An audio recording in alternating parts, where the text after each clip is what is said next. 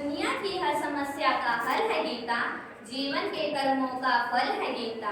कृष्ण के साक्षात स्वरूप और वेदों का सार है गीता, और वेदों का सार है गीता। महोदय और विद्यार्थियों को मेरा जय श्री राम। श्रीमद् भगवद गीता अगाध ज्ञान का एक अद्वितीय ग्रंथ है।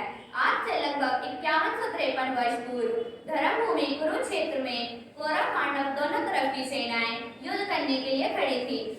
भगवान श्री कृष्ण अर्जुन के साथी बनकर वहां पहुंचे और अर्जुन ने कहा, हे योगेश्वर, रथ को दोनों सेनाओं के बीच में खड़ा कर दीजिए।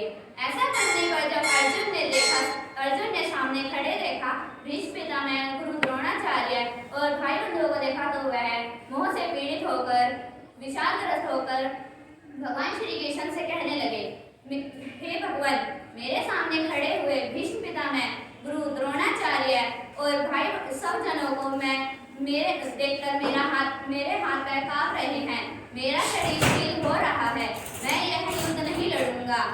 अर्जुन को विषादग्रस्त देखकर भगवान श्री कृष्ण ने जो वचन, जो उपदेश अर्जुन को दिए वह गीता के उपदेश के नाम से जाना जाता है।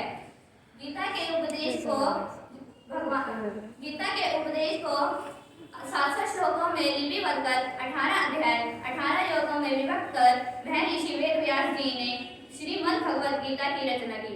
यह ग्रंथ मात्र दार्शनिक ग्रंथ नहीं है, अपितु व्यवहारिक होने के साथ साथ सांसारिक के सुखों को देखकर भी मुक्ति का दाता भी है। दृष्टांत दर्शनीय है। अनन्याश्चिन्तयन्तो मां ये जना पर्युपासते तेषां नित्याभियुक्तानां योगक्षेमं वहाम्यहम्। श्री कृष्ण आश्वासन देते हैं, मैं मेरे भक्तों की अप्राप्त वस्तु की प्राप्ति करवाता हूँ और प्राप्त वस्तु की सुरक्षा करता हूँ। विश्व के सभी भाषाओं के विद्वान ही नहीं, अपितु विविध क्षेत्र के वैज्ञानिक भी स्वीकार करते हैं कि गीता निष्काम कर्म योग्य एक अद्भुत ग्रंथ है। महामहिम राष्ट्रपति APJ अब्दुल कलाम ने तो गीता के बारे में यहाँ तक लिखा है, जब जब मैं हताश, निराश और उदास होता हूँ तब तब मैं गीता का अध्ययन करता हूँ, जिससे मेरी निराशा का निदान होता है और मुझे एक नई ऊर्जा का एहसास होता है। इसलिए तो गीता का उद्घोष है, कर्मण्येवाधिकारस्ते मा फलेषु कदाचन मा कर्मफल हेतुर्भुः मा ते संगो असत्कर्मणि। हे अर्जुन, तू फल की इच्छा त्याग कर अपने कर्म कर्तव्य का पालन कर। यदि तू युद्ध में जीता गया तो स्वर्ग को भोगेगा, यदि तू युद्ध में जीता गया तो संपूर्ण पृथ्वी का राज्य करेगा, और युद्ध में मारा गया तो स्वर्ग को भोगेगा, क्योंकि कर्तव्य कर्म का पालन करने वाले को चुपड़ी और दो दो रोटियां मिलती हैं। जीवन की सफलता धर्म, अर्थ, काम, मोक्ष पुरुषार्थ करने में ही है। पुरुषार्थ करने के लिए व्यक्ति तभी सक्षम हो सकता है जब शरीर निरोग एवं बलिष्ठ हो।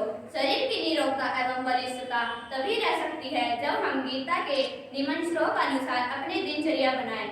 युक्ताहार विहारस्य युक्तचेष्टस्य कर्मसु युक्त स्वप्न बोधस्य योगो भक्ति दुःखः। युक्ताहार अर्थात उचित भाग में खाया गया ही भोजन स्वादिष्ट लगता है। आहार में सभी पौष्टिक गुण होने चाहिए।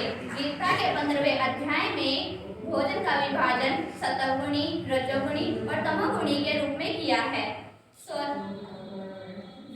युक्त विहार हमें स्वस्थ बुद्धि और लाभ के लिए उचित समय में नित्य भ्रमण करना और व्यायाम करना तथा खेलना चाहिए। युक्त स्वपन अर्थात सोने का समय भी हमें संतुलित रूप से बनाए रखना चाहिए। जितना समय पर सोने का महत्व है उतना ही समय पर जागने का महत्व है। अगर व्यक्ति गीता के इस सीख के अनुसार अपने जीवन को ढाल लेता है तो उसके लिए नियमित दिनचर्या वरदान सिद्ध हो जाते हैं। अतः मैं आपको बताना चाहती हूँ, गीता का उपदेश विद्यार्थी और शिक्षक के लिए, नर और नारी के लिए, बच्चे और बूढ़े के लिए, कर्मचारी और व्यापारी के लिए एक समान है। ग्रंथों में ग्रंथ महान है गीता, ग्रंथों में ग्रंथ महान है गीता, हर समस्या का समाधान है गीता। स्वयं भगवान के मुख से निकली है वाणी, वेदों का प्रमाण है गीता, वेदों का प्रमाण है गीता। जय श्री कृष्ण, जय श्री राम।